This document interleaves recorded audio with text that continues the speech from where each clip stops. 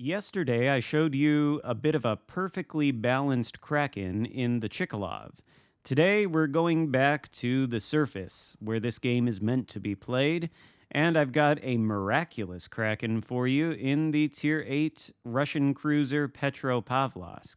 Now, this Kraken is maybe not as miraculous as I'm selling it to be, and you might have already seen it if you watched my stream on Friday, because that's where this game happened. But if you didn't see that stream or this game, then hopefully you're in for a little bit of a treat here. It comes down to some unique characteristics of Petropavlovsk, why we end up getting this Kraken, and I can expand on it a little bit more as this game develops. But basically, I think I've talked about this subject before when I featured Petro. This thing has a bit of a reputation on World of Warships PC for being an overpowered monstrosity. It seems to me that it doesn't have quite the same reputation in the Legends community, and I think the reason for that is because of how it's implemented in this game. On PC, of course, it's a Tier 10 tech tree ship, and it's got about 10,000 more HP than it does in Legends.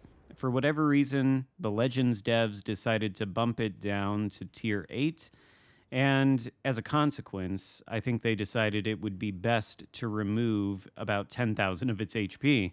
So you sort of start off the game as if you've already taken a big old battleship salvo from somebody else, and we've only got 45.5k HP. However, everything else about the ship is pretty much the same as what you would find on World of Warships PC. The gun performance is certainly the same. Well, maybe not certainly the same.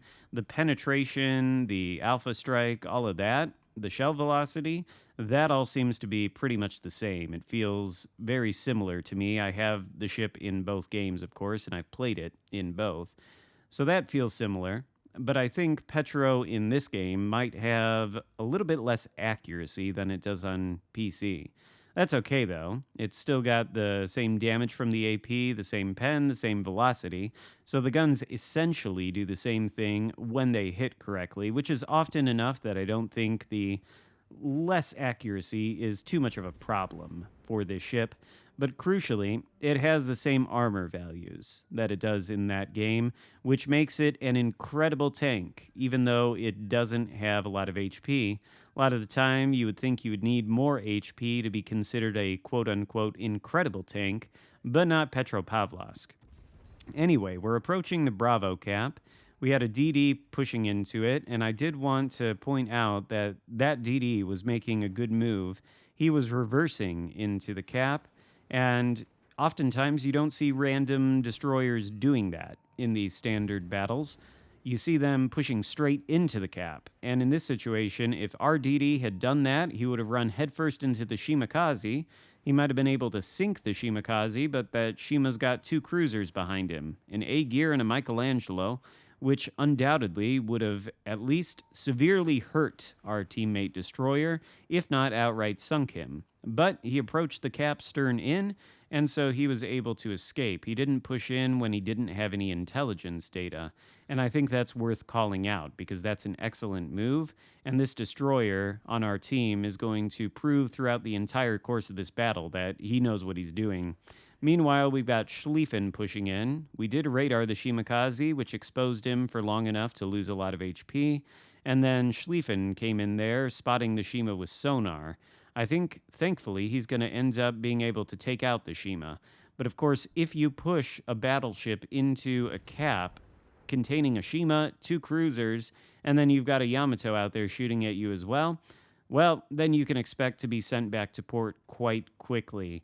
That was always a death sentence for the Shima. However, he takes out the Shima, and I meant the Schlieffen, not the Shima. It was always a death sentence for the Schlieffen, but he takes out the Shima and trades himself for the enemy team's only destroyer. That, I would say, is not a bad trade. Usually you don't want to lose your battleship by pushing into a cap in the first 5 minutes of the game. Or at least you don't want to do that if you're not going to gain anything of value, which often you're not. If you just push your battleship straight in like that, you might be tempted to blame your teammates and lack of support, but really, if you push into a cap in front of 3, 4 enemy ships, and then you sink, it's not your teammate's fault. It's entirely yours. However, if you take out the team's only enemy destroyer in the process, then you have achieved something. So your sinking is not completely meaningless. The Schlieffen did do something useful there, and I think we can appreciate that just as we can appreciate the friendly destroyer. Now, speaking of potatoing and making bad decisions, we've pushed ourselves up against this island, and we're in a similar situation where we've got a crap ton of ships behind that island. So if we turn and go bow in, we're going to die. Of course, if we give broadside to the A gear like we just did there, we should die, but we don't because RNGesus decides to bless us for whatever reason. A gear is demonstrating what would have probably happened to us if we pushed around that corner and sailed into the enemy team. He's presenting flat broadside to us, which you cannot get away with that if you're facing the Petropavlovsk. He goes down for our first kill of the game, and here is where I thought the game was over. We've beached ourselves on the island like a complete hopeless potato, even more of a potato than we could ever accuse the Schlieffen of being, and the Petropavlovsk has overmatchable stern armor by the Yamato, also an overmatchable upper bow. But if the Yamato decides not to aim at the stern and instead aim at the angled belt armor, he can't penetrate. All of his shells literally bounce, and now he is donating his citadel to us. Thank you, Yamato. That is very kind and thoughtful of you.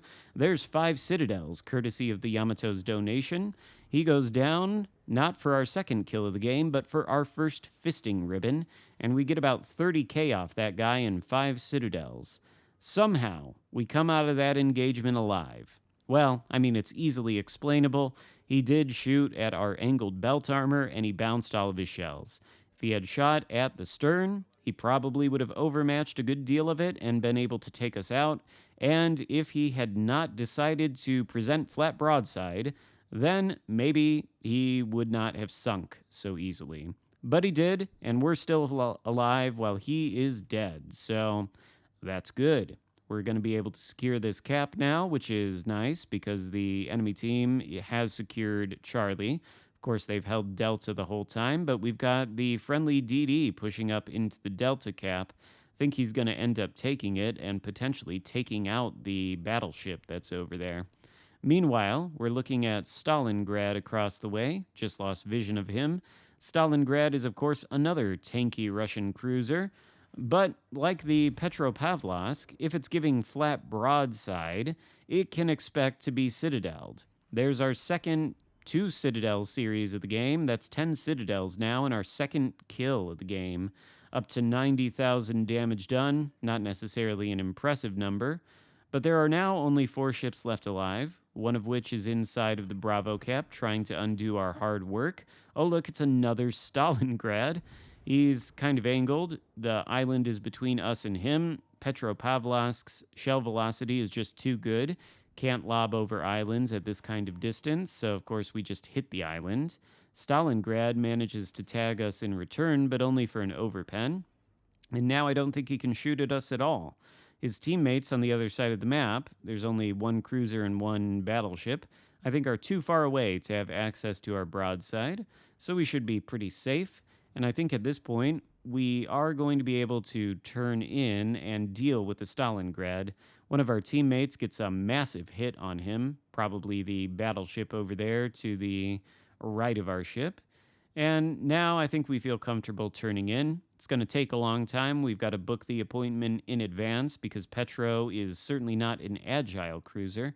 A tanky one, yes, but not an agile one and not one that turns very well. Stalingrad appears to be reversing. According to the minimap, he should be fairly broadside to our position. And of course, we enjoy improved penetration angles, so he doesn't have to be totally flat broadside, just broadside enough for the Petro's AP. And it looks like he is. We get a momentary glimpse at him, and we're able to take the shot. The shot is enough. Another 2 citadels. That should bring our total up to, 12 now? And 3 kills, just over 100,000 damage, only 2 enemy ships left floating. However, the remainder of my team consists of me. I'm at fairly low health.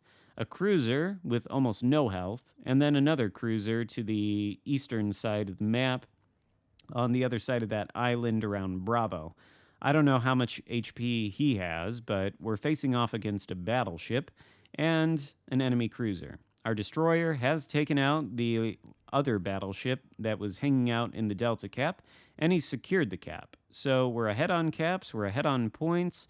We don't need to do anything too aggressive or crazy. We'll win this battle so long as we survive. But where's the fun in that, right? There's 2 ships left alive. I've got 3 kills. So a Kraken Unleashed is on the table. But of course, the last remaining enemy battleship is a Conqueror, which is perhaps one of the most dangerous battleships for this kind of scenario.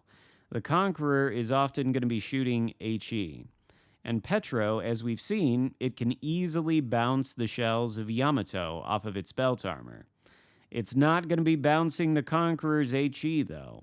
I think the Conqueror's HE should be able to pen both the upper belts and the deck armor, not to mention the superstructure bow and stern. So anywhere that guy hits us with his HE, it's going to do full pen damage, most likely, unless it shatters on a turret or on the Citadel belt. Anywhere else, though, we're in trouble. And then if it starts a fire or two and we can't put that out, we're going to sink really quickly.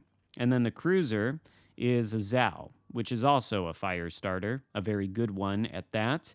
I think its shells should be able to penetrate us, maybe not on the deck or the upper belt, but certainly in the superstructure, the bow, etc. And he'd be more efficient at lighting fires than even the Conqueror would. So we don't want to push directly into the 2 of them. If we do, we'll lose our 12,000 HP very, very quickly. And if you want a demonstration of that, take a look at how we peek around the island here.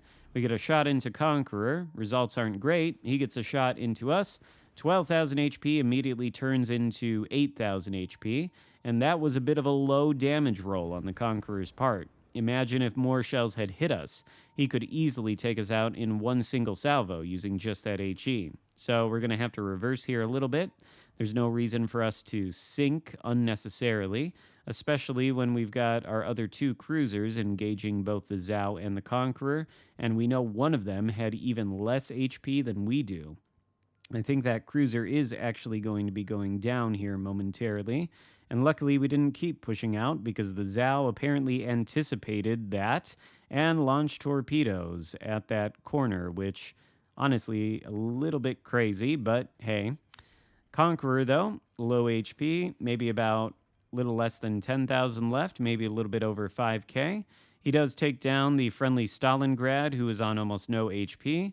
We're going to avoid a similar fate, and I think at this point, there's no reason not to come around this corner. We're going to sink the Conqueror in one shot. An incredible 270 damage there with that salvo against Conqueror. Zhao hits us, removes 2,000 HP. We're down to 4K, but Zhao is not angled enough. He is presenting far too much broadside for the improved pen angles of Petro's AP. We don't get a Citadel, but we almost take him down to nothing. He's got very little HP left, and, well, that would be an opportunity for our teammate to sink him, but the teammate misses.